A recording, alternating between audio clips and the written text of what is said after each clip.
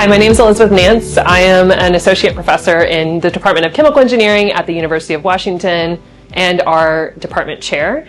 I lead the disease-directed engineering lab here at UW, and a lot of our work is focused on developing therapies for newborn and pediatric brain injury. One of our areas of research really utilizes animals to better understand how a drug behaves and be able to predict how that behavior then translates into humans. This is really important in our area of work with newborns and children. Those are very difficult patient populations to run clinical trials. There's not many children in the world. They only make up about a third of the world's population. So it's very challenging to actually get clinical trials that have enough kids that have a brain disease that you want to study a therapy for. So a lot of our research tries to de-risk therapies in the preclinical setting using animal models and using in vitro cell models, as well as other non-animal systems to better study how a drug behaves and then be able to translate that into the clinical setting. We rely heavily on preclinical models to bridge the gap between discovery and treatment. But with that reliance comes a profound responsibility to ensure that every aspect of our research is conducted with care, precision, and a deep respect for the lives involved. Hi, my name is Sydney Florianzia. I'm a PhD candidate in chemical engineering here at the UW in the Nance Lab. And today I'm going to talk about one of the main reasons why it's difficult to treat brain disease. It's actually trying to get medicine into the brain and where it has to go. In the Nance Lab, we are dedicated to the 3 R's of animal work: reduce, refine, replace. We use tissue slices, single hemispheres, which allows us to get 30 samples per one animal sacrifice, increasing the impact of each life.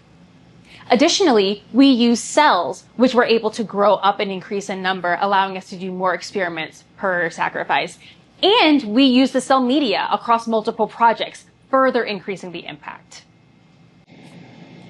We coordinate our experiments between other labs so that we can actually share any non-brain tissue that we use, further making sure that our animal numbers are reduced as much as possible. And one of the reasons for this is because of what's called the blood-brain barrier, a collection of cells and proteins that serve to protect your brain, but sometimes they do too good of a job and keep out the medicines that we're trying to deliver. So when you're thinking about designing drug delivery systems or therapies for the brain, you need a way to see how these special cells of the brain interact with different therapeutic particles.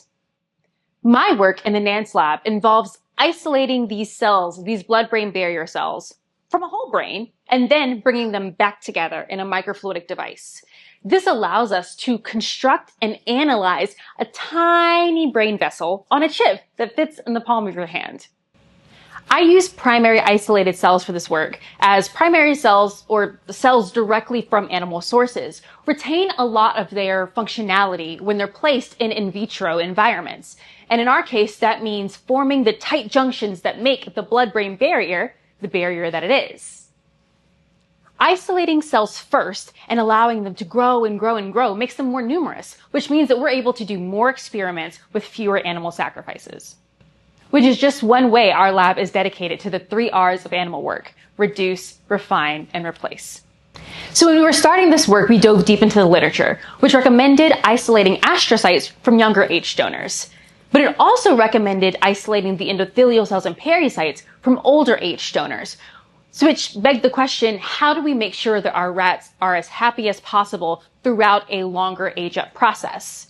And for us, that meant getting a certification in rat tickling. And so this actually mimics the way that rats play with each other. And it provides stimulation in their lives and their experiences, and also builds trust and comfortability between animal and researcher.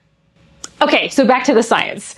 So we found out some really cool stuff from this initial nanoparticle experiment. So basically we added blank model nanoparticles to 2 of the 3 cell types in the blood-brain barrier, astrocytes and pericytes, and we basically investigated how they responded.